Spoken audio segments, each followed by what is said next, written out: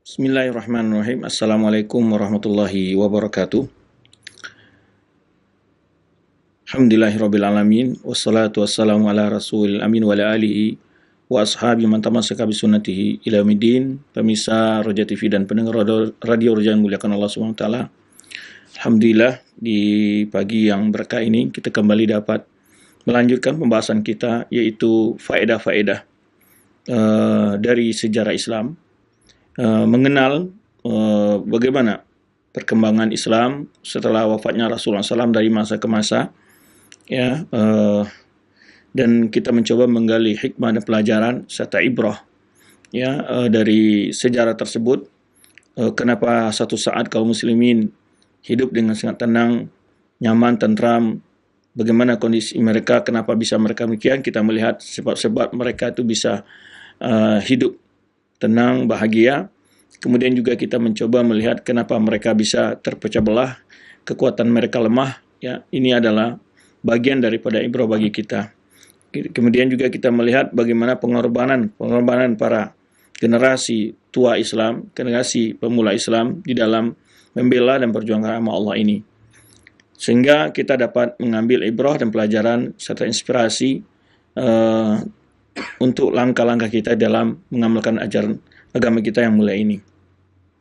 Pemirsa dan pendengar rahmati Allah Subhanahu wa taala, pembahasan kita itu akan membahas tentang awal berdirinya kerajaan Abbasiyah atau kekuasaan Bani Abbasiyah ataupun Khilafah Al-Abbasiyah. Pembahasan kita secara relasi atau sumber pembahasan kita, masdarnya atau marajiknya, kita akan mengambil beberapa sumber di samping kitab-kitab sejarah yang masyhur yang telah ditulis oleh ulama Islam seperti Tarikh Tabari, Tarikh Ibnu Katsir yang Bidayah wa Nihayah, kemudian juga Tarikh Ibnu Khaldun, termasuk juga Tarikh Ibnu Athir dan juga Ibnu Jauzi, ya. Ini para ulama yang telah banyak menulis sejarah Islam, namun tentu sangat panjang bila kita membahas dan belum membahas dari banyak sisi. Maka kita mencoba mengambil intisari-intisari dari apa yang mereka tulis. Dan ada beberapa kitab, mungkin bagi para ustaz-ustaz yang lain ingin membahas atau ingin mengenal, atau bagi yang bisa berbahasa Arab mencoba untuk juga membaca dan mendalaminya. Ada beberapa kitab yang membahas tentang tarikh Daulah Abbasiyah ini. Itu yang pertama ada kitab ditulis oleh seorang namanya Dr. Muhammad Suhail Taqus, ya, Dr. Muhammad Suhail Taqus. Itu judulnya Tarikh Daulah Al-Abbasiyah. Itu diterbitkan oleh perpustakaan Darun Nafais, ya, perpustakaan Darun Nafais. Dr. Muhammad Suhail Taqus ini Ustadz Tarikh di Jami'ah Al-Imam Al-Auza'i, ya, Kuliah Dirasat Islamiyah.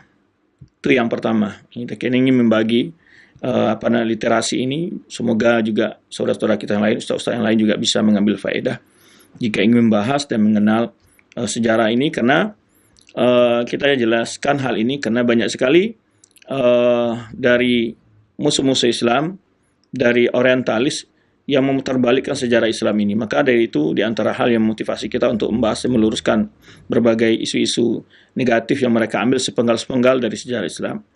Dan juga sebenarnya kita ketahui kelompok Syiah Rafidhah juga memutarbalikkan dari banyak fakta-fakta sejarah. Maka dari itu perlu kita memberikan informasi kepada kaum muslimin bagaimana hakikat kejadian dan juga fakta-fakta sejarah yang dikemukakan oleh para ulama kita. Kemudian ada juga yaitu kitab juga Daulah Al-Abbasiyah, Muhadarat fi Tarikh Al-Mamsa Islamiyah, ditulis oleh Syekh Muhammad Al-Khudari, ya, Syekh Muhammad Al-Khudari. Ini dicetak oleh Darul Ma'rifah, ya, dicetak oleh Darul Ma'rifah, ya, Beirut, ya. Kemudian ada lagi literasi yang lain, yang ini yang lebih agak baik dari antara literasi. Kalau literasi yang Daulah Abbasiyah karang Muhammad Khudari ini masih banyak perlu ada catatan-catatan yang perlu dibenahi. Ada tulisan yang silsilah dari karya Syekh Mahmud Syakir, ya. Beliau menulis yaitu Tarikh Al-Islami. Mahmud Syakir ini punya silsilah Tarikh Al-Islami, yaitu Mahmud Syakir. Beliau mulai dari Al-Ahdul Umawi, kemudian yang ada berapa kitab beliau tulis tentang hal ini, bisa di-download juga, ya, yaitu Tarikh Al-Islami. Kemudian dari beliau bagi nanti edisi-edisinya, ada Ahdul Umawi, ada Daulah Al-Abbasiyah, ya. Daulah Abbasiyah ini ada 2 jilid beliau bahas, karena memang Daulah Abbasiyah ini masa terpanjang di antara kekuasaan Khilafah Islamiyah yang terpanjang, ya. Hampir 5 abad mereka memerintah. Jadi dari 132 Hijriah sampai yaitu 656 Hijriah. Itu mereka meminta sekitar lebih dari 5 abad gitu, ya. Nah, maka dari itu kita akan mencoba membahas masalah ini. Ya, kita mencoba meringkas, ya. Bahas-bahasan ini tidak akan kita baca secara sempurna, secara keseluruhan, tapi kita mencoba mengambil intisari, faedah-faedah yang mungkin kita ambil untuk kita jadikan sebagai ibarat pelajaran serta intisari, motivasi bagi kita dalam mengamalkan agama ini dan memperjuangkan agama Allah ini. Baik, sebenarnya kita katakan tadi, yaitu Daulah Abbasiyah ini berkuasa yaitu dari tahun 132 Hijriah sampai 656 Hijriah, yaitu sekitar 524 tahun, ya, lebih daripada 5 abad mereka berkuasa. Jadi makanya dalam karya Mahmud Syakir, beliau memiliki 2 jilid tentang pembahasan Daulah Abbasiyah ini. Nah, kalau secara pribadi kami lebih mengusulkan, lebih memilih apa yang ditulis oleh Syekh Mahmud Syakir, ya. Di antara bahasan-bahasan yang lebih mantap itu Syekh Mahmud Syakir, karena beliau juga memberikan isyarat-isyarat terhadap berbagai bentuk kesalahpahaman dalam menerjemahkan fakta dan data dari sejarah-sejarah yang dipahami oleh sebagian orang talis atau sebagian para penulis sejarah Islam. Baik, saudara-saudaraku yang seiman, kita akan mulai dulu memperkenalkan keluarga Abbasiyah ini. Kenapa dinamakan Abbasiyah, bagaimana silsilah mereka. Setelah itu kita akan bahas nanti bagaimana kronologi berdirinya kekuasaan Abbasiyah ini. Taban Daulah Abbasiyah ini nisbahkan kepada kakek mereka, kakek pendirinya, yaitu Abbas bin Abdul Muttalib. Kita tahu Abbas adalah paman Rasulullah SAW, ya, yaitu Abbas bin Abdul Muttalib bin Hashim bin Abdul Manaf. Ya, kemudian beliau ini memiliki banyak anak, ya.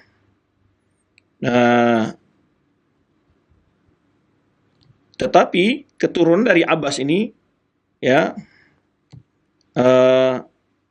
yang terbanyak adalah keturunan Abdullah bin Abbas. Nah, Abbas ini memiliki anak yang banyak juga yang masuk Islam.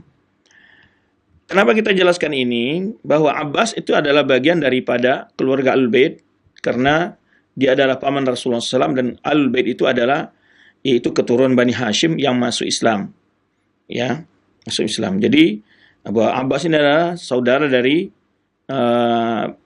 kandung dari ayahanda Rasulullah SAW, yaitu Abdullah bin Abdul Muttalib. Nah, kemudian dia punya anak, banyak anak, ya, Abdullah bin Abbas ini. Kemudian di antaranya yang masyhur yaitu adalah Abdullah bin Abbas, ya. Kemudian juga Fadl, ya, anaknya yang terbesar adalah Fadl. Istrinya Abbas ini adalah Naila binti Janab bin Kulayb bin Nimir, ya. Ini dari kabilah Rabi'ah bin Nizar. Nah, nanti kita akan bicara nanti ketika ada persaingan antara Nizar kabilah dari Nizar dengan Qahtan. Qahtan dari Yaman. Nah, dan beliau ini lahir, Abbas ini lahir yaitu sebelum hadithatul fil atau sebelum terjadinya tahun fil, amul fil. Dan Rasulullah SAW lahir di tahun fil, tahun penyerangan Gajah Abraha ke Mekah, dan beliau lahir 3 tahun sebelum kejadian itu. 3 tahun sebelum kejadian itu. Jadi berarti beliau lebih tua dari Rasulullah SAW sekitar 3 tahun. Itu Abbas, paman Rasulullah SAW. Ya, pamannya cuma lebih tua dari Rasulullah SAW 3 tahun saja. Dan beliau terkenal Abbas ini dari tokoh dari Bani Hashim, ya. Dan beliau sangat berteman akrab dengan Abi Sufyan, ya, yaitu ayah dari Muawiyah bin Abi Sufyan. Nah, ketika datang Islam, beliau termasuk orang yang membela Rasulullah SAW, tetapi beliau belum masuk Islam. Ya. Tapi beliau belum masuk Islam, tapi beliau ada termasuk orang yang membela Rasulullah SAW. Sama dengan paman Rasulullah SAW seperti Abu Talib, ya. Kemudian, ini terbukti ketika perjanjian Al-Aqabah Tsaniyah, yaitu kita tahu ada Aqabah Ula, Aqabah Tsaniyah yang kita bahas sudah lama ya tentang sejarah awal Islam, yaitu ketika orang Ansar pergi berhaji ke Mekah, mereka mendengar telah diutus Nabi SAW, kemudian terjadi perjanjian di Aqabah Ula, Aqabatul Ula, yaitu di Aqabah Ula ini maksudnya dekat dengan di malam di Mina, yaitu dekat Jumratul Aqabah, posisinya di Mina. Di situ terjadi perjanjian Rasulullah SAW, yaitu perjanjian Aqabatul Ula ini beriman sekitar 12 orang dari para kaum Ansar. Kemudian mereka setelah selesai haji menyebarkan Islam di Madinah, dan saat itu juga Rasulullah mengirim Mus'ab bin Umair untuk sebagai dai yang mengajarkan Islam kepada kaum Ansar yang telah masuk Islam. Pada tahun berikutnya bertambah lagi jumlah kaum Ansar yang masuk Islam, dan 72 orang itu yang disebut dengan Aqabah Tsaniyah. Dalam Aqabah Tsaniyah ini Abbas itu di mana orang Ansar membuat kesepakatan dengan Rasulullah SAW, mengajak Rasulullah untuk berhijrah ke Madinah. Nah, di sini Abbas ini meminta jaminan dari kaum Ansar bahwa mereka, jika Rasulullah SAW berhijrah ke mereka, ya, ketika Rasulullah SAW membuat perjanjian kaum Ansar tentu dengan secara sembunyi-sembunyi di Mina, di dekat Jumratul Aqabah, maka disebut Aqabatul Ula dan Aqabah Tsaniyah. Nah, ketika itu Abbas ini masih masuk Islam, tetapi dia tetap menjaga anak saudaranya ini.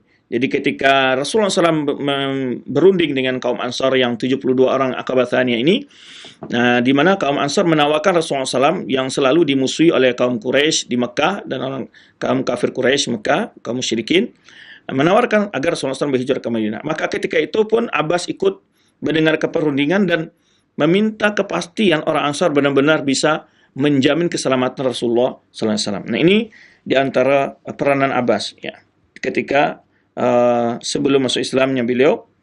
Kemudian kita tahu, ya, Abbas ini ketika perang Badar, ketika Rasulullah telah berhijrah, kemudian terjadi perang Badar, dia termasuk di antara orang yang dipaksa oleh kaum Quraisy untuk ikut berperang. Nah, sehingga dia tertawan waktu itu, ya.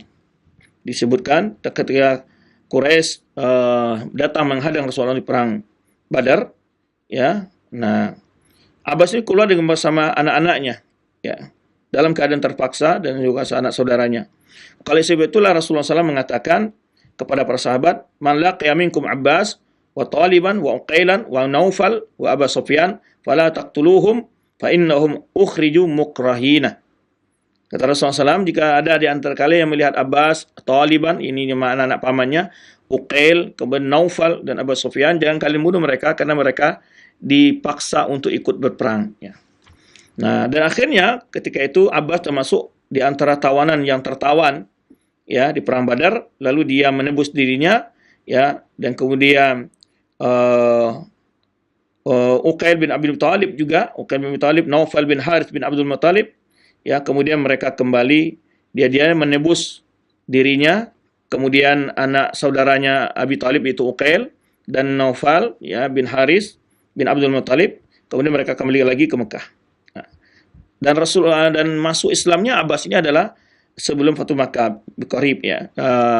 Berapa waktu sebelum Fatu Makkah, ada yang mengatakan demikian, ada yang menyebutkan beliau masuk Islam waktu setelah Fatu Makkah. Baik. Kemudian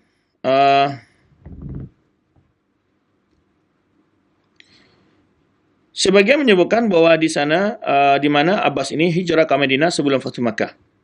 Ya, dan bahkan dia ikut dalam Fatu Makkah. Dan wa kana sabab fi najati Abi Sufyan wa fi tashrifihi biqauli Rasulullah SAW. Nah, karena dia kan teman akrab Abi Sufyan sebelum masuk Islam, ketika Rasulullah SAW Fatu Makkah, kita ingat bahwa Rasulullah SAW memberikan jaminan keamanan kepada setiap orang yang mau masuk ke rumah Abu Sufyan. Ya, barang siapa yang pergi menyelamatkan diri ke rumah Abu Sufyan atau ke Ka'bah atau menutup pintu rumahnya, dia bersekurung di rumahnya, maka dia selamat, kata Rasulullah SAW. Maka di antaranya di sini adalah man dakhala dara Abi Sufyan fahuwa amin. Orang yang masuk ke rumah Abu Sufyan maka termasuk orang yang aman, tidak dibunuh. Ya, kalau dia menyelamatkan dirinya bersembunyi di rumah sendiri atau ke rumah Abu Sufyan atau ke Masjidil Haram, maka dia termasuk yang tidak dibunuh waktu Fatu Makkah itu. Nah, namun ini salah satu pelajaran yang diambil oleh Imam Nawawi dalam metode berdakwah, karena Abbas ini memberikan masukan kepada Rasulullah SAW. Dia tahu tentang Abu Sufyan, ya, bagaimana kepribadiannya. Kemudian dengan menghargai Abu Sufyan ini, ya, dia akan mudah masuk Islam. Kemudian juga akan banyak orang lain yang akan masuk Islam karena Islamnya dia. Ya, karena banyak juga orang melihat terpengaruh dengan kepribadian dia dan seterusnya. Maka oleh sebab itu Imam Nawawi memberikan faedah bahwa ketika berdakwah kita tetap menghormati ataupun mengharikan penghargaan kepada tokoh-tokoh. Sebenarnya Rasulullah SAW memberikan penghargaan kepada Abu Sufyan ini karena asal masukan pamannya Abbas. Ya, kita berikan di salah satu faedah dalam berdakwah di Imam Nawawi di sini bahwa di mana Rasulullah dalam adab berdakwah tetap mengatakan tokoh orang kafir itu tetap ditokohkan di tengah orang kafir itu sendiri, sehingga barang siapa yang masuk ke rumah Abu Sufyan dia akan aman. Sebenarnya Rasulullah SAW juga dalam menulis suratnya kepada Raja Najasyi atau Raja Romawi, ya, dan berapa raja-raja di masa beliau menyebutkan kepada ketika mengirim surat kepada Kaisar Rum, beliau mengatakan ila azimir Rum. Ini juga ada adab yang diambil dalam berdakwah, ya, di mana kita menghargai tokoh-tokoh yang ditokohkan oleh mereka, dan mudah-mudahan dengan begitu tokoh ini akan tertarik kepada Islam, kepada sunnah, ya, kemudian juga mengajak para bawahannya, kolega-koleganya, kerabat teman-temannya untuk masuk ke dalam Islam. Baik. Kemudian Abbas ini juga hadir dalam perang Hunain dan terusnya tinggal di Madinah. Rasulullah SAW sangat memuliakan dan mencintainya, ya. Dan Abbas ini wafat yaitu pada waktu saat kekhilafan Utsman bin Affan. Wafat di khilafah Utsman bin Affan sekitar tahun 32 Hijriah di bulan Rajab. Nah, anak-anaknya banyak, ya, anak Abbas ini banyak. Kenapa kita jelaskan?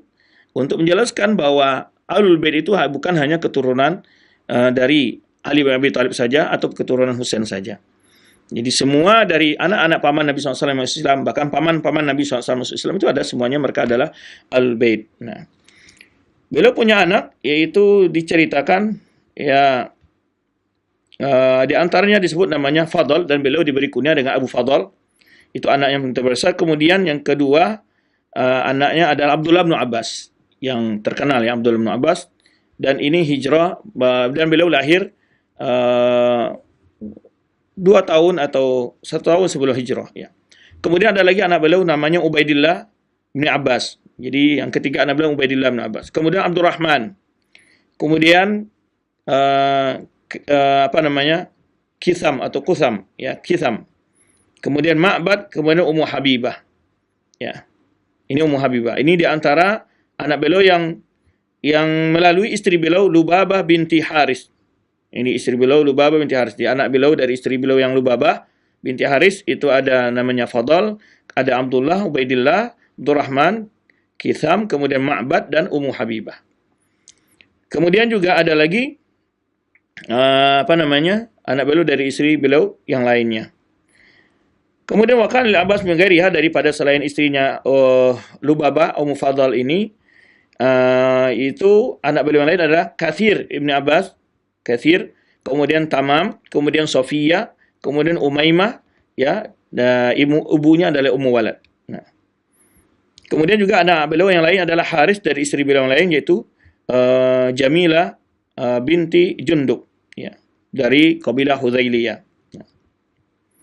Kemudian dari anak-anaknya yang punya anak banyak adalah yaitu Abbas, ya, Abdullah bin Abbas, itu Abdullah bin Abbas, ya, dia Fadl, Abdurrahman, Kitham dan Kathir wa Tamam, ya, tidak mempunyai keturunan.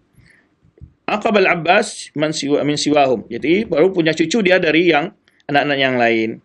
Wala siyama min Abdullah, ya, secara khusus dari anaknya Abdullah, ya, dari sinilah banyak tersebar keturunan Abbas ini, yaitu dari anaknya Abdullah, dan itu adalah kakek dari Khalifah Abbasiyin, dari Khalifah bin Abbas. Nah, setelah itu kita akan rutut berikutnya Abdullah bin Abbas, ya. Abdullah bin Abbas ini sebenarnya kita jelaskan tadi beliau lahir 2 tahun sebelum hijrah, maka ketika wafatnya Rasulullah SAW beliau berumur 13 tahun. Beliau umur 13 tahun ketika wafatnya Rasulullah SAW, baru berumur 13 tahun. Ya.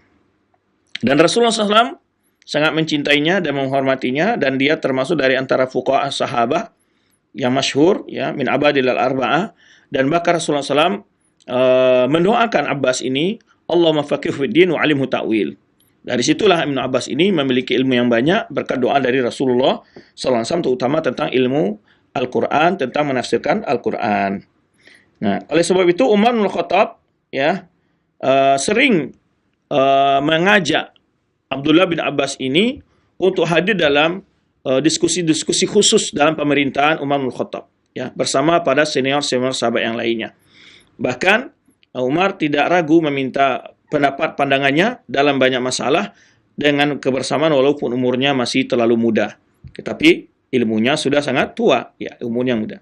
Kemudian ini menunjukkan kepada kita bicarakan ini, tujuan kita adalah ingin menjelaskan bagaimana keakraban antara sahabat dengan para keluarga Rasul. Ini yang ini juga ingin kita ambil faedahnya, ya. Karena kita tahu di mana orang-orang Syiah yaitu selalu seakan-akan membenturkan keluarga Ahlul Bait dengan sahabat-sahabat Rasulullah yang lainnya radhiyallahu anhum, ya. Seakan-akan ada permusuhan, ada perebutan kekuasaan antara mereka. Nah, ini yang ingin kita jelaskan bagaimana Umar sendiri, ya, bagaimana mencintai Abdullah bin Abbas, menghormatinya, apalagi Utsman bin Affan. Utsman bin Affan itu menyuruhnya sebagai Amirul Hajj pada tahun wafatnya Utsman bin Affan, yaitu ketika Utsman bin Affan dikepung oleh orang-orang yang memberontak ke Madinah, ya, pada tahun 35 Hijriah, ya. Kemudian tatkala Ali diangkat menjadi khalifah setelah wafatnya Utsman, ya, menjadi dia sebagai orang yang setia dalam bersama Ali radhiyallahu anhu, yaitu Abdullah bin Abbas ini, dan ikut dalam beberapa pertempuran-pertempuran yang dialami oleh Abi Thalib. Kemudian dia diangkat menjadi gubernur Basrah, ya, dan beberapa iklim lainnya atau beberapa wilayah lainnya. Kemudian setelah Ali wafat, dia meninggalkan Basrah dan pindah ke Makkah dan akhirnya tinggal di Taif, yang sampai sekarang masyhur disebutkan bahwa kuburan di sana dan dia punya masjid di situ di Taif. Waqila inna dzalika, ya, ketika Ali telah terbunuh, dia pindah ke Makkah dan tinggal di Taif. Nah, dan Ibnu Abbas sampai meninggal beliau tinggal di Taif, ya. Kemudian saat Muawiyah, setelah Ali wafat, Muawiyah berkuasa, itu Muawiyah sangat menghormatinya dan sering Muawiyah yatawaddu ilaihi katsiran, ya. Yaitu yatawaddadu ilaihi katsiran, yatawaddadu maksudnya sangat menghormati, mengirimkan hadiah, mengirimkan bantuan-bantuan kepada Abdullah bin Abbas ini di Taif, ya. Sebenarnya yang dilakukan oleh Muawiyah terhadap Bani Hashim yang lainnya, terhadap keluarga Rasulullah yang lainnya. Dan Abdullah bin Abbas ini wafat pada tahun 68 Hijriah, ya, wafat 68 Hijriah. Baik. Kemudian tadi kita katakan bahwa melalui Abdullah bin Abbas inilah banyak keturunan dari Abbas, yaitu dia punya anak sekitar, ya, apa itu? Kalau nggak salah dia punya anak yaitu 22 laki-laki, ya, 11 perempuan.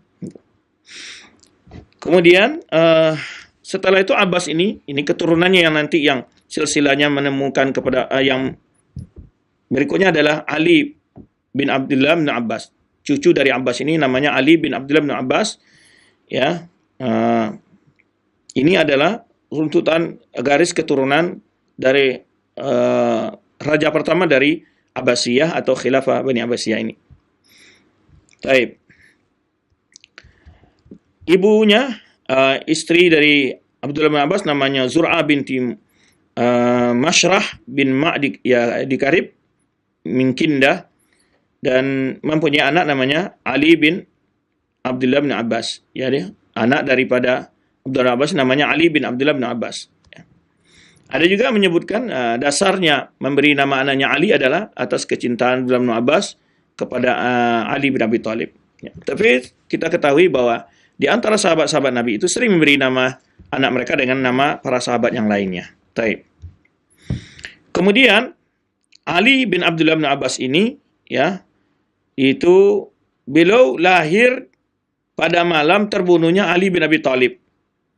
Maka akhirnya Abbas menamakan anaknya dengan yaitu Ali. Ya. Jadi dia lahir pas di malam terbunuhnya Ali bin Abi Thalib. Ali bin Abdullah bin Abbas ini. Dan dia juga kunyahnya disebut juga dengan Abul Hasan. Ya, dan dia adalah anak Abdullah bin Abbas yang terkecil. Anak Abdullah bin Abbas yang terkecil, ya.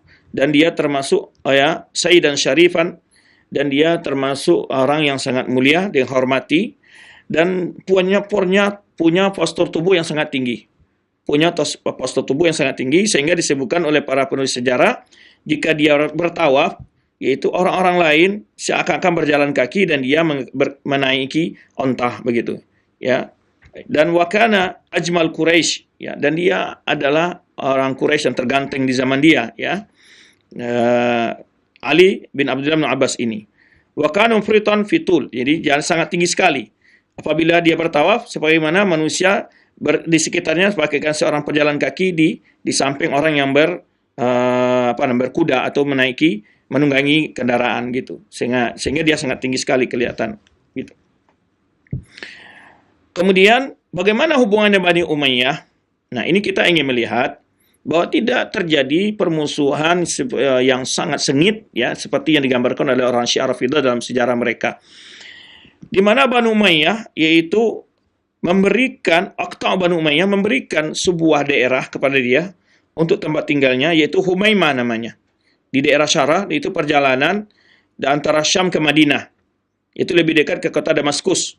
Ya, disebut dengan daerah Syubik. Wa huwa min iklim Balqa. Di daerah termasuk wilayah Balqa, ya. Dan dia tinggal di sana. Ya. Dan wafatnya pada tahun 117 Hijriah. Jadi Banu Umayyah itu memberikan kehidupan-kehidupan yang layak bagi para keluarga bait seperti ini. Ali bin Abdullah bin Abbas ini dia memberikan wilayah untuk dia, yaitu dinamanya disebut dengan Humaimah. Nah, Ali bin Abbas ini, tadi saya sebutkan Abdullah bin Abbas yang banyak punya keturunan mulai anaknya Ali bin Abbas. Jadi Ali bin Abdullah bin Abbas ini yang punya anak tadi yang saya sebutkan 22 laki-laki, 11 perempuan. Jadi 33 orang anaknya. Ya. Isnan wa isyirin waladan dzakaran wa 11 unsa. 11 unsa. Jadi dia punya anak 22 laki-laki, yaitu separuhnya perempuan, 11 perempuan. Jadi 33 anaknya semua. Ya. Kemudian anak-anaknya adalah Muhammad, Daud, wa Isa, wa Sulaiman, wa Saleh, wa Ahmad, wa Bishr, wa Mubashir, wa Ismail, wa Abdul Samad, wa Abdullah al-Akbar, wa Ubaidillah, wa Abdul Malik. Ini disebutkan Abdul Malik. Ya, dia menamakan anak-anaknya juga dengan nama dari antara khulafa Bani Umayyah, ya, Abdul Malik pokoknya. Utsman juga di antara namanya anaknya Utsman. Ini menunjukkan bahwa di mana sebagian sahabat menamakan anak-anak mereka dengan nama-nama Ahlul Bait, dan sebagian Ahlul Bait pun menamakan anak-anak mereka nama para sahabat yang mulia, ya, ataupun para tokoh-tokoh yang baik di Bani Umayyah. Abdul Malik, ya, menamakan anak Abdul Malik, menamakan anaknya Utsman, ya. Kemudian anaknya lagi Abdurrahman, Abdullah Asgar, wa Yahya, wa Ishaq, wa Yaqub, Abdul Aziz. Kemudian ada lagi Ismail Asghar, Ismail yang kecil, Abdullah Al-Awsat, ya. Nah, kemudian dari sinilah keturunan Abbas atau keturunan Abdullah bin Abbas yang banyak menyebar ke berbagai wilayah-wilayah. Ya, inilah muasal nanti keturunannya yang menjadi pemerintah pertama atau penguasa pertama dari kalangan Bani Abbasiyah.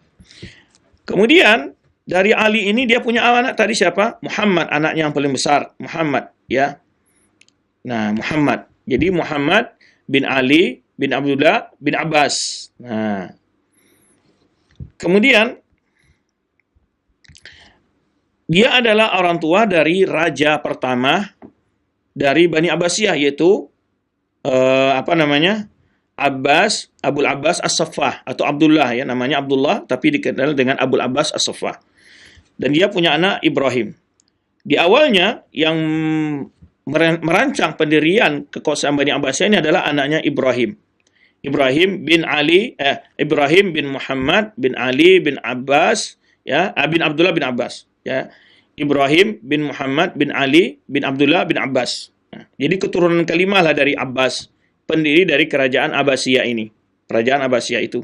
Yaitu yang pertama mencetuskan dari Ibrahim. Ketika Ibrahim ini dikejar oleh penguasa Bani Umayyah dan bersembunyi di suatu tempat, dan kemudian ajal datang menjemputnya, dan dia berwasiat yang akan menggantikan dia adalah saudaranya itu Abdullah bin Ali, ya, Abdullah bin Muhammad bin Ali bin Abdullah bin Abbas, yaitu dikenal dengan Abul Abbas As-Saffah. Nah, kemudian anak-anaknya Muhammad bin Ali bin Abbas inilah yang berkuasa resmi mendirikan kekuasaan Bani Abbasiyah. Ya, maka memerintahlah yang pertama Abul Abbas As-Saffah, Abu Ja'far Al-Mansur, ya, ini mereka-mereka yang pertama-tama memerintah mendirikan kerajaan Abbasiyah. Nah, itu sedikit silsilah berdirinya kerajaan Abbasiyah ini, ya. Taib. Sekarang kita akan berpindah membahas masalah bagaimana awal mula ceritanya berdirinya kerajaan Abbasiyah ini. Ya. Di mana kerajaan Abbasiyah ini sebetul awal mulanya kita tahu, ya, setelah wafatnya Ali bin Abi Thalib, kemudian memerintahnya Hasan sebentar, kemudian setelah Hasan menyerang kekuasaan pemerintahan Islam kepada Muawiyah.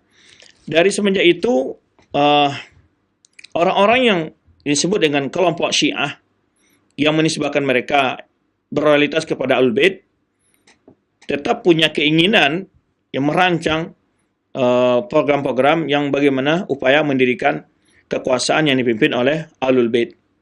Tetapi para Ahlul Bait ini banyak yang ditawarkan, ya, seperti ketika awal berdirinya ditawarkan yaitu Ja'far Shadiq, kemudian juga beberapa Ahlul Bait lain.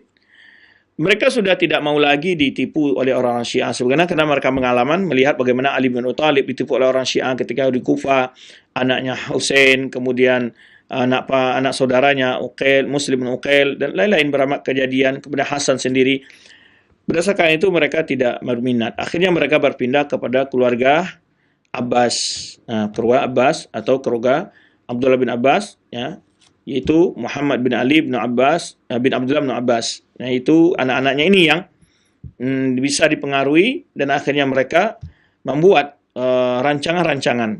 Ditambah lagi dengan kondisi politik Bani Umayyah di akhir kekuasaan mereka sudah lemah, kemudian juga terjadinya semacam perseteruan antara adanya fanatik kabilah orang Yaman dengan orang Yaman, Khurasan Persia dengan Persia, sehingga hal ini membuka peluang bagi upaya pendirian kerajaan Abbasiyah ini sangat memuluskan bantuan. Nah, itu membuat mereka mulus untuk menuju ke kekuasaan.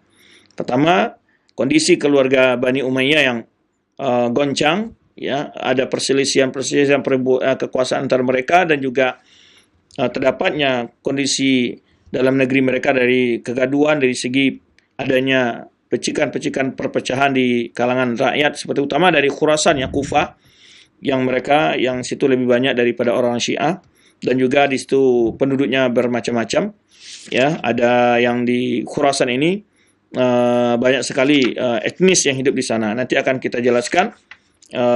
Etnis ini mereka tidak kompak. Mereka saling memiliki keinginan untuk mendukung calon penguasa mereka masing-masing. Nah, ini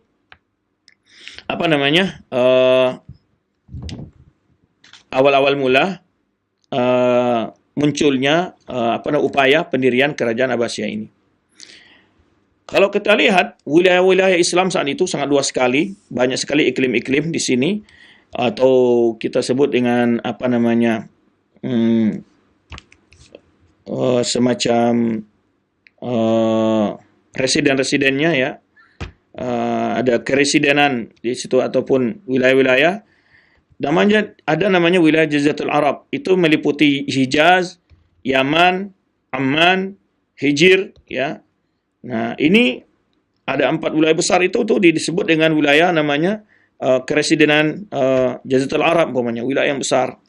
Ini kita ingin melihat bagaimana luasnya kekuasaan Bani Umayyah yang diwarisi oleh Khilafah Abbasiyah setelahnya.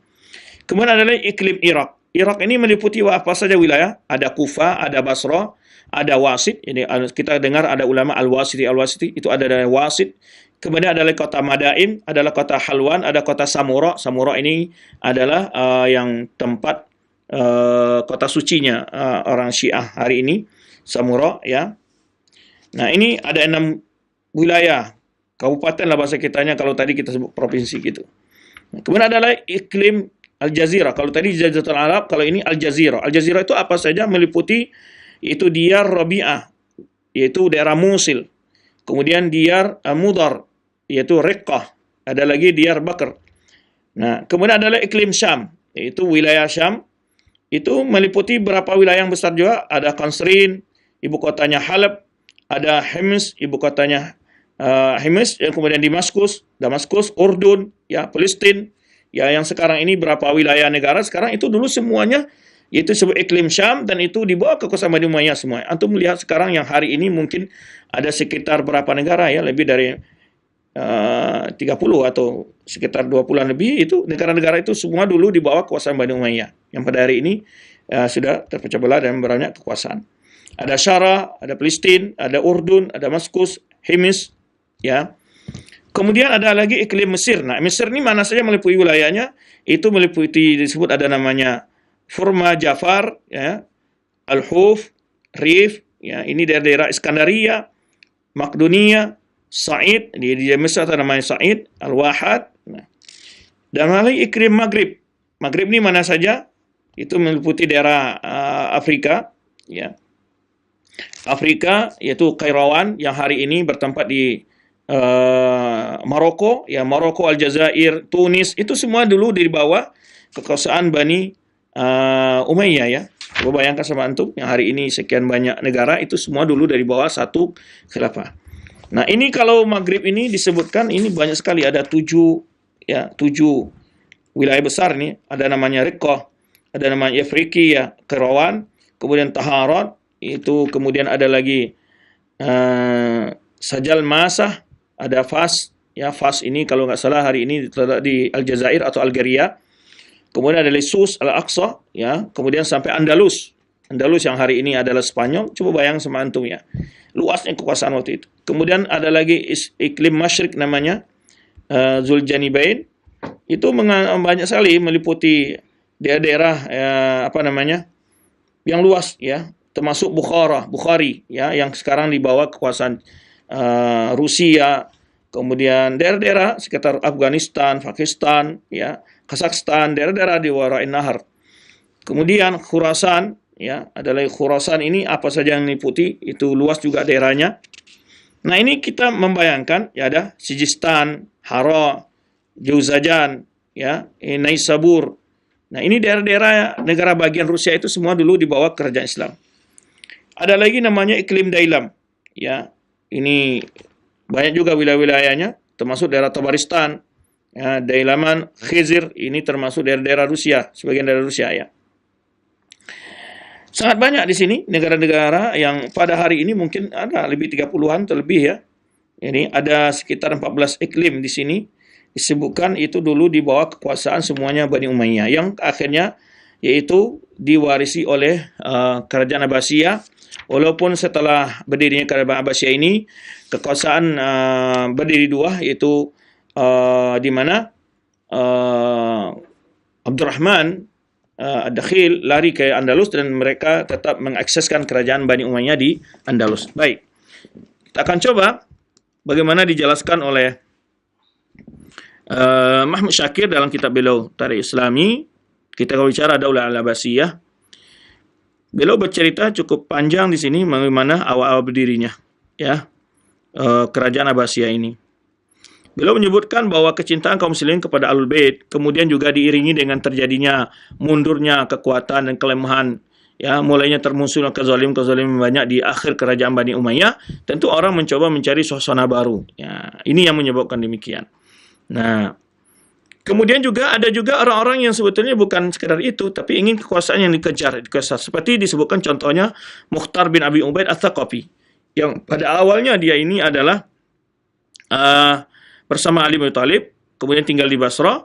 Kemudian setelah diusir oleh Ubaidillah bin Ziyad, setelah kejadian Karbala, terbunuhnya Husain, ya, beliau pergi ke Taif, tinggal di Taif, diusir oleh Ubaidillah bin Ziyad. Ya, setelah kejadian di Karbala, dia diusir ke Taif.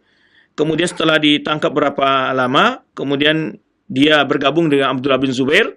Ini Mukhtar bin Abi Ubaid Ats-Tsaqafi ini.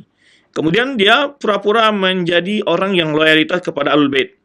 Kemudian dia meminta izin untuk pergi ke Irak. Nah, setelah di Irak, dia di sana dia membuat siasat. Ya, kemudian dia berupaya seakan-akan dia ingin mengangkat Ahlul Bait sebagai pemimpin. Dia mengajak Muhammad bin Ali bin Abi Thalib. Muhammad bin Ali bin Abi Thalib, ya, yang kenal Ibnu Hanafiyah. Lakin Muhammad ini menolak keinginan daripada siapa? Mukhtar bin Abi Ubaid ini, yang tadi kita sebutkan. Kemudian dia mencoba lagi mencari siapa yang bisa dirayu untuk diangkat sebagai ikon mereka dia dalam dakwahnya untuk mendapati kekuasaan di sini. Nah, ini kemudian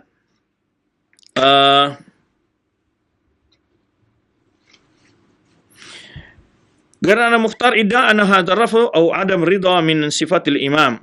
Waqad qala Muhammad bin Ali maratan indama balagu anna ba'd an-nas yasum anna inda al-bait katsir min asrar ilmi. Nah, ini pada satu kali Muhammad Hanafi ini ketika dia mendengar ada orang mengatakan bahwa Ahlul Bait itu punya wasiat-wasiat tersendiri, maka dia mengumumkan dengan secara tegas mengatakan inna wallahi ma warithna min Rasulullah illa ma baina hadaini lawahaini.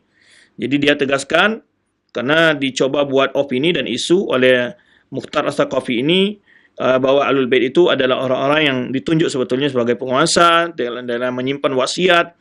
Akhirnya Muhammad bin Ali, yaitu di kanan Muhammad Hanafiyah ini, menjelaskan kepada kaum muslimin, kami tidak mewarisi apa-apa dari Rasulullah kecuali apa yang ada di antara dua lauha ini, atau disebut yang hanya kecuali Al-Quran ini. Wa asyara ila mushaf, ini yang kami waris dari Rasulullah SAW. Wa inna min za'ama ana indana sya'an naqra'uhu illa kitab Allah faqad kadzaba. Kalau ada orang menyatakan, menyampaikan ada sesuatu yang kami miliki selain kitab Allah, sungguh dia telah berbohong, kata Muhammad Al-Hanafiyah. Ini sekaligus membantah, ya, bantahan orang-orang Syiah yang mengatakan adanya wasiat Rasulullah kepada Ali, kemudian kepada Ali atau kepada nama-nama yang akan menjadi pemimpin setelah Rasulullah SAW telah dicatat oleh Rasulullah dalam sebuah wasiatnya, itu semuanya bohong. Nah, ini dikatakan oleh Ahlul Bait sendiri, yaitu diantaranya Muhammad bin Ali bin Abi Thalib, yaitu yang kanan Muhammad Hanafiyah. Kemudian setelah itu, ya, ini menunjukkan bahwa di mana walahada lam yakun, yani ini menunjukkan Muhammad Ali dia tidak pernah meminta kekuasaan, ya, atau dia mengaku sebagai imam, ya. Kemudian juga anaknya Abdullah dari siapa? Muhammad Hanafiyah ini. Sekalipun ada orang-orang lain mengaku bahwa dia itu adalah yang jadi imam. Kemudian sebagaimana kita jelaskan tadi bahwa Bani Umayyah memuliakan para Bani Hashim, termasuk di sini Bani Hashim ada Ahlul Bait, dan wa yaqta'unahum wa yuqti'una lahum qata'i. Jadi mereka memberikan wilayah-wilayah untuk mereka garap, untuk mereka tinggal, wa yu'tunahum al-a'tiyat, di mana mereka juga memberikan hadiah, bantuan-bantuan untuk Ahlul Bait dari kalangan Bani Umayyah ini. Tetapi ada juga sebagian mereka yang tidak puas, ya. Sekalipun ada juga sikap-sikap yang mungkin tidak disenangi oleh sebagai Ahlul Bait dari wilayah atau gubernur-gubernur, sebagian dari gubernur dari penguasa Bani Umayyah ini. Nah, kemudian muncul tadi kehendak-kehendak yang tadi dimuncul mulai dari masa siapa, yaitu Ibrahim bin Muhammad bin Ali bin Abdullah bin Abbas tadi. Nah, ini dimulai awalnya situ. Jadi dia menyusun kekuatan-kekuatan rahasia ketika telah melihat lemahnya kekuasaan Bani Umayyah.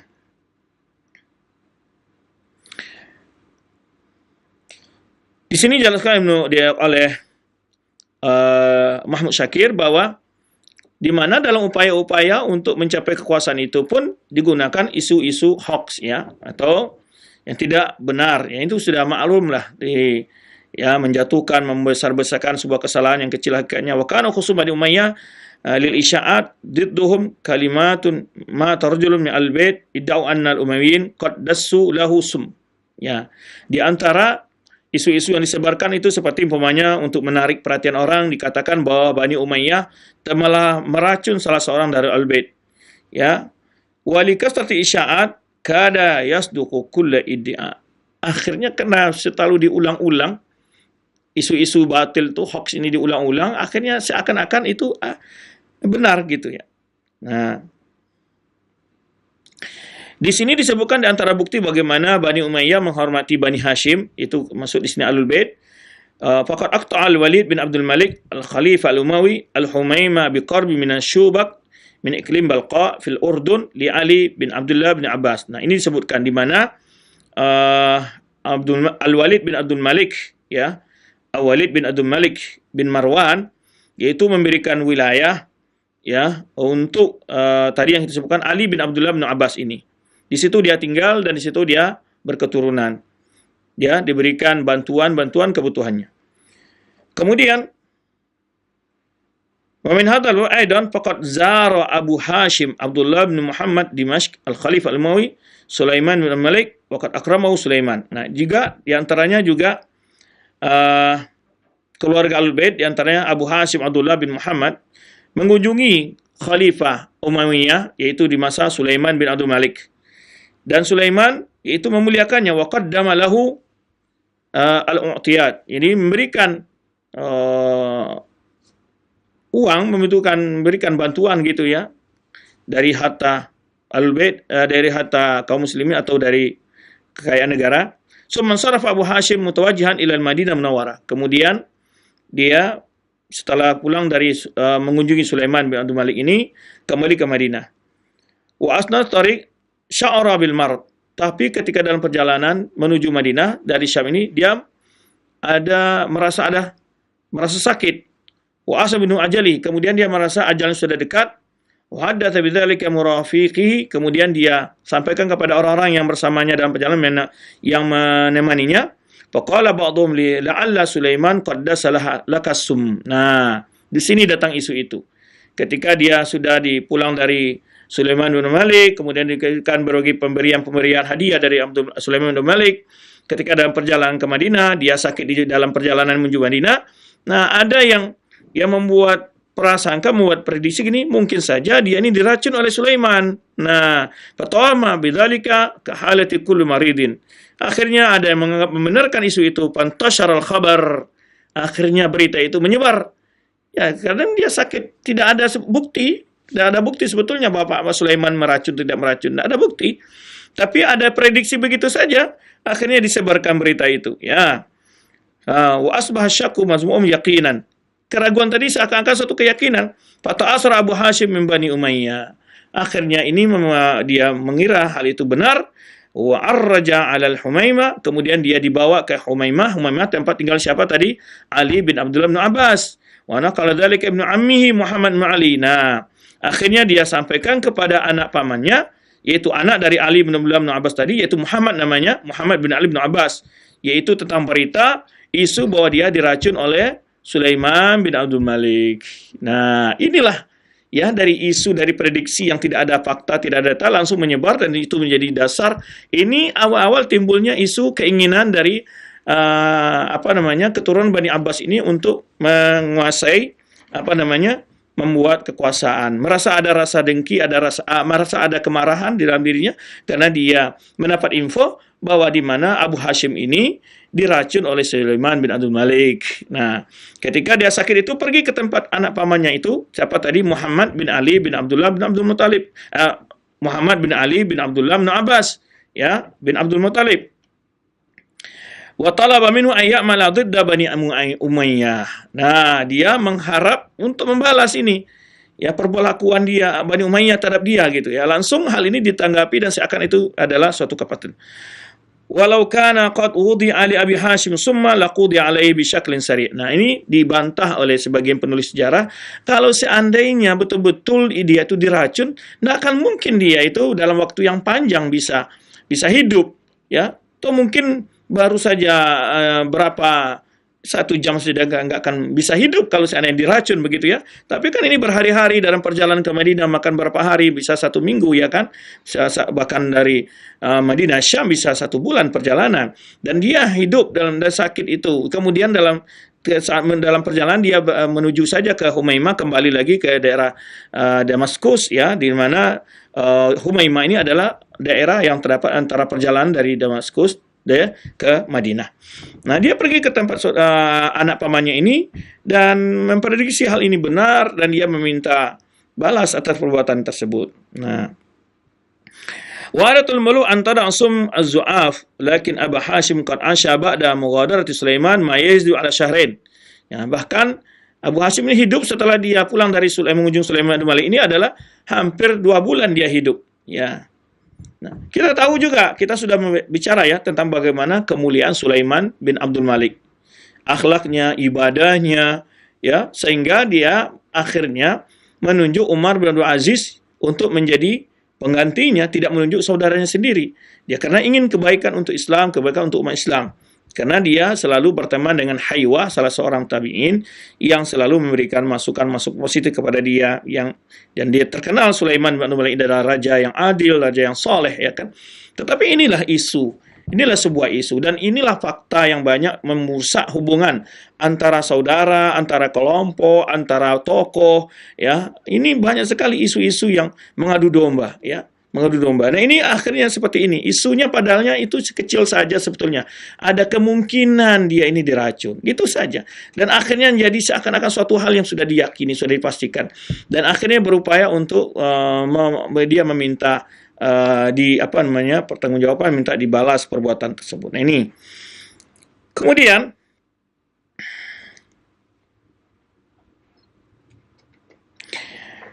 Kemudian orang-orang yang ingin berkuasa, ya, membesar-besarkan urusan tersebut, kemudian juga menyebutkan sebuah adanya informasi bahwa Abu Hashim ini telah memberikan sekian harta kepada Muhammad bin Ali bin Abbas, ya, dan mengajarkan kepada dia bagaimana taktik-taktik pendirian sebuah khilafah. Nah, padahal waktu itu ya tidak ada semacam politik-politik apapun dilakukan oleh Muhammad bin Ali bin Abdullah bin Abbas ini. Wa inna Abu Hashim wa waliduhu Muhammad bin Abdullah bin Abi Hashim Muhammad bin Ali bin Abi Muttalib bin Abi Talib la yabra'una min al-Kaisaniyah. Nah, di sini juga disebutkan ada informasi bahwa dari situlah mulainya ada upaya-upaya terjadinya untuk membuat semacam kekuatan rahasia perancangan pendirian Daulah Abbasiyah. Tapi ini juga dibantah oleh para penulis sejarah, di mana bahwa situ ada namanya aliran Kaisaniyah, di mana Hashim ini, anak dari Muhammad bin Ali bin Abi Thalib, anak Hanafiyah ini, mereka berlepas diri dari Kaisaniyah. Innaha ma'ariqa mundu dzalika tarikh, di mana Kaisaniyah ini memiliki pemahaman yang sangat khatir. Ada yang menyebutkan dia adalah bagian dari kelompok Khawarij. Falam yakun lahum ayyata silatin bil Kaisaniyah allati yad'i ruwa anna Bani Hashim qad ittajahu nahwaha. Wal waqi' anna Muhammad bin Ali bin Abbas qad waqa'a fi udhuni kalam Abi Hashim. Yang sebenarnya penyampaian dari Abu Hashim tadi, anak dari Muhammad Hanafiyah ini, ya, menyampaikan kepada Muhammad bin Ali bin Abbas ini bahwa dia kemungkinan diracun, ya. Itu mempengaruhi Muhammad bin Ali bin Abbas ini. Kemudian Dia punya anak, yaitu tadi kita sebutkan lebih dari 20 orang yang banyak pengaruhnya, ya. Dan ini memiliki kekuatan yang besar. Kama anabahu Ali Abdullah bin Abbas qad syaja'ahu ala al-mudi fi hadhihi at-tariq wastamara syaji'uhu hatta tuwfi'ana. Dari sini adalah mulai Muhammad bin Ali bin Abbas ini mengarahkan putra-putranya untuk mengambil alih kekuasaan secara rahasia dari Bani Umayyah. Sampai Muhammad bin Ali bin Abdullah bin Abbas ini meninggal pada tahun 117 Hijriah di Humaimah, dan dilanjutkan oleh putranya setelah itu, ya, yaitu Ibrahim. Ya, ketika Ibrahim wafat dilanjutkan oleh saudaranya itu Abdullah, ini karena Abul Abbas As-Saffah. Baik. Kemudian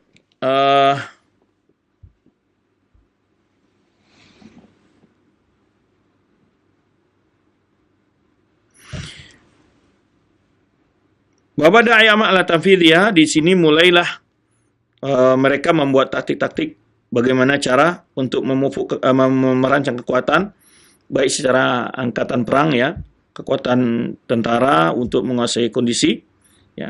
Nadhara Muhammad bin Ali li tu'ayin makan alladhi yaj'alu qa'idatan talaq. Nah, di sini Muhammad bin Ali bin Abbas ini, bin Abdullah bin Abbas ini memberikan di mana mereka memulai untuk merancang kekuatan rahasia, yaitu usulkan itu dari Khurasan. Khurasan ini kenapa? Karena Khurasan tadi kita sebutkan hidup di sana etnis yang berbeda. Ada dari Turkmenistan. Turkmenistan ini adalah bangsa yang antum lihat wajahnya seperti orang-orang Kazakhstan, Turkmenistan, ada dari itu, ya, bukan Turki maksudnya, ya, tapi bangsa disebut bangsa Turk. Kemudian juga di situ ada orang Persia, yang dulu wilayah ini adalah di bawah kekuasaan Persia atau kerajaan Persia. Kemudian juga ada Arab, dan Arabnya pun terbagi dua, ada Arab Yaman dan ada Arab Qahtani dan Arab Nizar. Nah, jadi kondisi etnis yang berbanyak-banyak inilah dimanfaatkan untuk mengatur siasat di sana, ya, oleh Muhammad bin Ali bin Abdullah bin Abbas ini. Baik. Kemudian disebutkan di sini oleh Muhammad Syakir tentang rencana-rencana mereka. Ketika mempersiapkan untuk memberontak kepada Bani Umayyah, ya, di sini ada beberapa tokoh-tokoh yang disebutkan.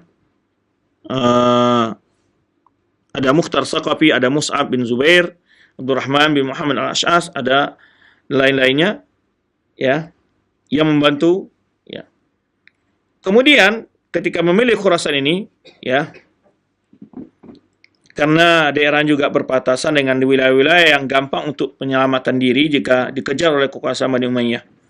Nah, kama fa'ala min qibal Ibnu Ash'ash wa ghairihi wa fi Khurasan istaddu sira' bainal Arab wa baina Kaisiyah wal Yamaniyah. Nah, sini awal tadi kita sebutkan di mana akhir kekuasaan Bani Umayyah itu diwarnai dengan mulai fanatik kesukuan.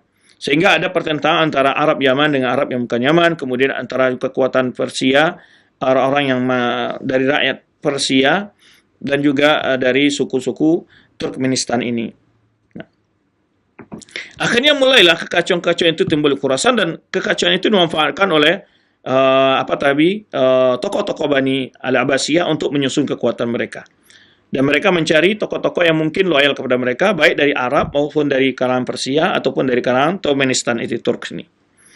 Nah, kemudian di sana juga banyaknya mawali wa humul ladzina kanu ariqa bighadin nazar an usulihim sawan akanu araban aw ajaman ala khilaf ma yaqulun al-mu'arrikhun al-muhaddithun min anna mawali humul muslimuna min ghairi Arab. Nah, di sini sebutkan di sana juga banyaknya budak-budak yang baik dari Arab bukan Arab. Kemudian di sini juga disebutkan beberapa contoh oleh Muhammad Syakir, di antara karena ada isu, ya, bahwa yang dijadikan budak itu adalah orang-orang yang bukan Arab saja. Maka dibantah oleh para ulama, di antara Muhammad Syakir menjelaskan tidak. Para budak-budak yang ditawan itu, dia bahkan di antaranya disebutkan keturunan yaitu Yazid bin Haritha. Dan ia ini nama maula Rasulullah SAW, dan ini asalnya Arab. Ya. Wal Miqdad bin Amr radhiyallahu anhu kana maula al-Aswad bin Abdin Yaghus, ya. Az-Zuhri wa huwa Arabi, dan ini juga orang Arab. Dan wa yakunu maula bil half Abdullah, kemudian juga Abdullah bin Jahsh, ya, Halif Bani Abdul Syams.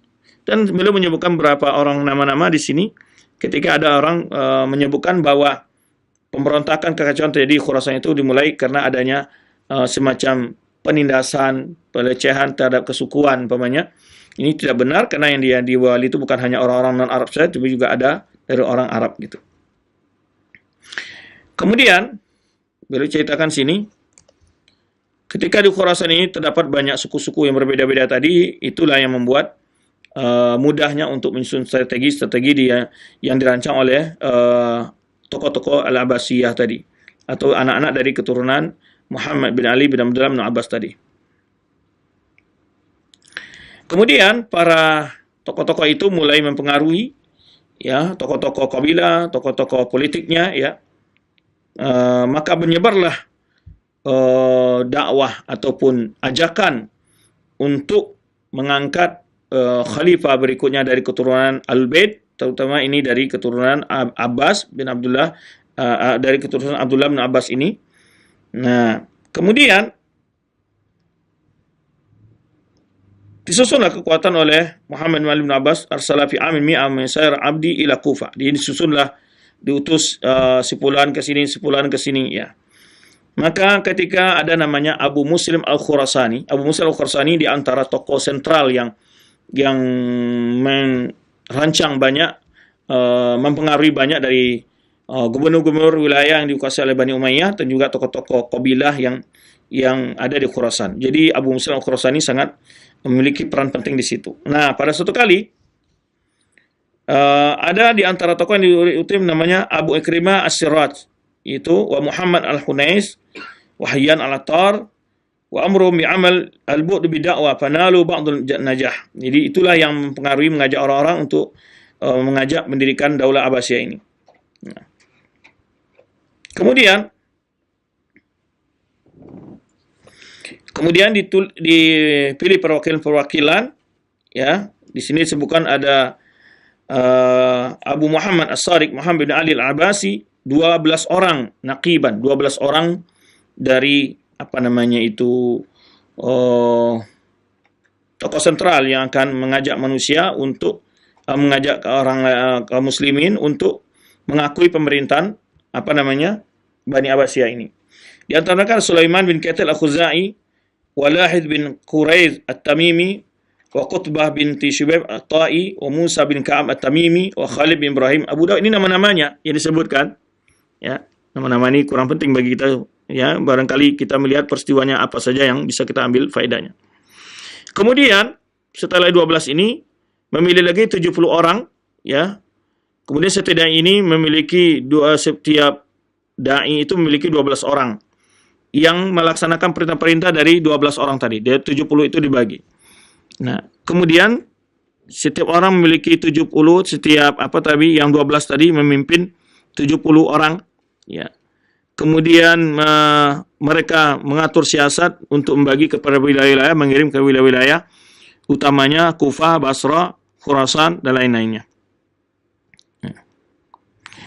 Kemudian di sini juga dijelaskan, ada disebutkan dalam tulisan-tulisan para kaum musyrikin ataupun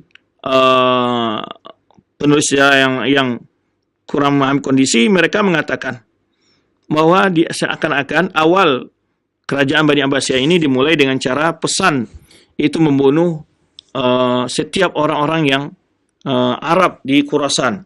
Ini suatu hal yang tidak masuk akal, karena ya yang Abbasiyah ini adalah orang Arab. Bagaimana dia akan mengusir orang Arab sendiri gitu? Jadi untuk menciptakan sebuah kondisi seakan-akan bahwa Daulah Abbasiyah ini adalah dicetuskan oleh kaum Persia. Kemudian juga penulis sejarah menyebutkan bahwa di mana Ibrahim bin Muhammad menyuruh Abu Muslim Al-Khurasani, yaitu untuk memilih orang-orang yang setia kepada Bani Abbasiyah atau Ahlul Bait untuk ikut mengambil peran di dalam pendirian negara atau usaha pendirian kekuasaan Bani Abbasiyah ini. Nah, ini berapa disebutkan di sini Khurasan yang dimana disebutkan ya daerah-daerah yang mulai mereka kuasai, yaitu ada Khurasan itu meliputi 3 wilayah hari ini: Iran, Afghanistan, Turkmenan. Turkmenan ini adalah yaitu daerah utara daripada Turkistan. Itu karib juga dengan batasan dengan Iran dan Afghanistan. Di antaranya kota-kotanya disebut kota Moro, Baihaq itu asal dari Imam Baihaqi, dan berapa kota-kota lainnya. Ini wilayah dulu yang disebut Khurasan itu, daerah Afghanistan, Iran hari ini, ya. Nah, maka oleh sebab itu kita jelaskan oleh para penulis sejarah, karena banyaknya etnisis itu, yang diantara versi juga ada yang mungkin tidak suka dengan kekuasaan Bani Umayyah, dimanfaatkan ketidaksenangan itu oleh pendiri-pendiri Daulah Abbasiyah untuk menyusun kekuatan mereka. Kemudian, singkat cerita, setelah mereka mempunyai pasukan, kekuatan, mereka mulai merebut beberapa wilayah, Kufah, Basra, ya, kemudian merensek terus ke daerah Syam, ya, bahkan mengejar khalifah yang terakhir, ya, Muhammad bin Marwan, ya, yang terakhir Khalifah Umayyah, berusaha mencari dan menangkapnya, dan akhirnya dengan banyaknya, karena memang Bani Umayyah sudah melemah kekuasaan mereka, dan juga banyaknya tadi kekacauan yang terdapat dalam wilayah mereka, akhirnya dengan mudah Bani Abbasiyah itu menguasai wilayah-wilayah yang dikuasai oleh Bani Umayyah. Itu singkat ceritanya. Maka khalifah yang pertama adalah diangkat oleh Bani Abbasiyah, yaitu adalah disebut dengan Abul Abbas Abdullah bin Muhammad bin Ali bin Abdullah bin Abbas. Ini khalifah yang pertama. Ya, khalifah yang pertama yang diangkat oleh Bani Abbas waktu itu, ya, yang tadi kita sebutkan. Dia ini adalah anak dari Muhammad yang tadi sempat dilaporkan oleh Abu Hashim, anak dari Muhammad Hanafiyah, dengan alasan memotivasinya adalah Bani Umayyah di antara isu yang disebar adalah telah merancang untuk pembunuhan dari Abu Hashim dengan meracunnya. Ini isu-isu yang awal mulanya yang untuk memprovokasi berdirinya Daulah Abbasiyah, dan beberapa isu-isu yang lain tentunya. Nah, ini yang dapat kita bahas dulu untuk kesempatan ini. Insya Allah kita akan lanjutkan pembahasan ini pada jumpa yang akan datang. Ya, sebetulnya langkah-langkah pendirian Daulah Abbasiyah ini banyak pembahasannya dijelaskan oleh para penulis sejarah, tapi kita mengambil ringkas-ringkas saja. Kita karena ingin membahas poin yang lebih penting dari sejarah ini. Jadi tidak terlalu banyak kita membahas peristiwa-peristiwa yang kurang penting kita jelaskan. Jadi tadi kita sebutkan langkah-langkahnya mereka mendirikan itu sekitar 120 Hijriah itu, dari situ mulainya setelah Abu Muslim Al-Khurasani bergabung dengan rencana daripada Muhammad bin Ali bin Abdullah bin Abbas. Kemudian berlanjut, ya, dengan bergabungnya Abu Muslim Al-Khurasani ini banyak keberhasilan yang dicapai oleh para perancang pendirian Daulah Abbasiyah, ya, sehingga mereka dapat menguasai banyak wilayah-wilayah di bawah kekuasaan Bani Umayyah. Maka dengan sangat mudah mereka menguasai kekuasaan, dan akhirnya resmi Abul Abbas As-Saffah, yaitu Abdullah bin Muhammad bin Ali bin Abdullah bin Abbas, diangkat sebagai khalifah pertama dari Daulah Al-Abbasiyah. Itu sekilas yang dapat kita bahas barangkali. InsyaAllah kita akan lanjutkan nanti apa saja pembangunan ataupun kemajuan ataupun program yang dilakukan oleh Abul Abbas Abdullah bin Muhammad bin Ali bin Abdullah bin Abbas ini di awal kekuasaannya. Tentu pasti akan mengendalikan dulu keamanan dalam negeri, ya. Itu yang pertama, pasti langkah-langkahnya disebutkan oleh para penulis sejarah. Kemudian juga mengadakan pembangunan, di antara yang disebutkan adalah di mana sepanjang perjalanan dari Baghdad, karena setelah dulu kekuasaan Bani Umayyah berpusat di Syam, kalau Bani Abbasiyah berpusat di Baghdad, itu di Irak, di Baghdad. Nah, di mana ketika mereka pergi berhaji itu mulai dipasang semacam, kalau di kita adalah 1 kilo, ada buktinya, menandai jarak-jarak itu, kemudian setiap 1 kilo dikasih lampu, ada batas-batas yang jelas, ya. Nah, ini mulai mereka lakukan di pembangunan perjalanan menuju haji dari kota Baghdad ke Mekah. Itu di antaranya yang mereka lakukan adalah penerangan jalan, ya. Nah, ini yang disebutkan oleh para penulis sejarah. Insyaallah kita akan bahas insyaallah masa-masa kekuasaan dan juga kemajuan-kemajuan, upaya-upaya terbaik yang mereka lakukan untuk mengembalikan kekuatan umat dan kejayaan umat Islam di masa pemerintahan Al-Abbasiyah. Demikian dulu pembahasan kita, insyaallah kita akan lanjutkan pada pertemuan yang akan datang. Barakallahu fikum wa jazakumullah